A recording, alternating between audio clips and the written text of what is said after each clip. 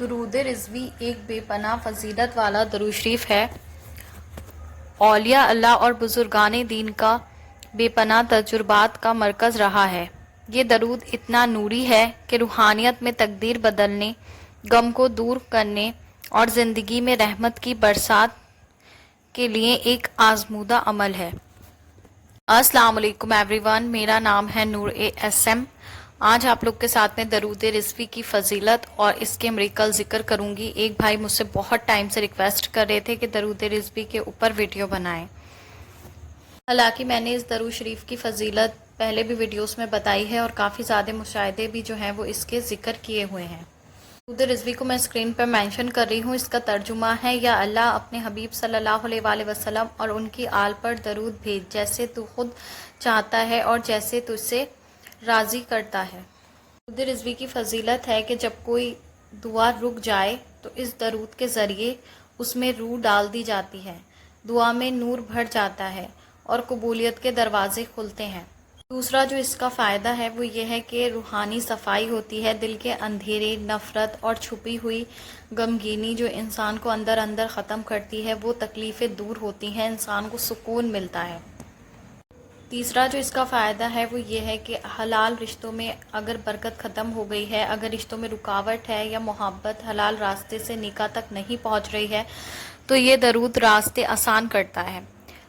چوتھی فضیلت جو اس درود پاک کی بہت اہم ہے وہ یہ ہے کہ رزق میں بہت زیادہ برکت ڈالتا ہے۔ درود رضوی اگر کوئی روزانہ 100 مرتبہ پڑھتا ہے تو اس کی روزی میں برکت ہوتی ہے، اس کی طرف سے لوگوں کے دلوں میں محبت آتی ہے اور اللہ سبحانہ وتعالیٰ اسے کامیابی اور آسانیاں عطا فرماتے ہیں۔ درود رضوی کی میریکل اسٹوری ذکر کر رہی ہوں۔ یہ ایک لڑکے کی کہانی ہے جو 2 سال سے ماں باپ سے ناراض تھا اور گھر چھوڑ چکا تھا۔ ان کی بہن بتاتی ہیں کہ مجھے کسی نے کہا کہ ہر فجر کی نماز کے بعد 100 مرتبہ درود رضوی پڑھنا شروع کرو اپنے ناراض بھائی کے لیے۔ یہ کسی بھی ناراض انسان کو جو دور جا چکا ہو واپس لے آتا ہے۔ تو کہتی ہیں کہ میں نے اپنے بھائی کے لیے 21 دن تک 100 مرتبہ درود رضوی کو پڑھنا شروع کر دیا، نہ فون کیا نہ کوئی میسج کیا، صرف اس درود شریف کو پڑھا اور اس کا انتظار کیا، کیونکہ 2 سال سے تو اس نے ہم سے ویسے بھی کوئی رابطہ نہیں کیا تھا، اس یقین کے ساتھ کہ وہ واپس آئے گا۔ 22ویں دن میرے بھائی کا پہلا میسج آیا: میں روز سوچتا ہوں کہ تم سے بات کروں لیکن ہمت نہیں ہوتی، تم کیا محسوس کر رہی ہو مجھے سمجھ نہیں آ رہا، لیکن ہم لوگ مل کے سب کچھ ٹھیک کر سکتے ہیں، اگر میں گھر واپس آؤں تو کیا تم لوگ مجھے معاف کرو گے؟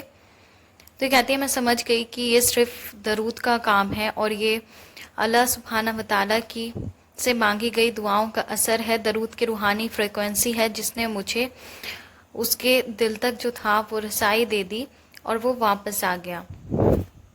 اور بے شک جی قرآن پاک میں اللہ سبحانہ وتعالیٰ فرماتے ہیں سورہ توبہ میں: اور ان پر درود بھیجو، تمہاری دعا ان کے لیے تسلی کا ذریعہ ہے۔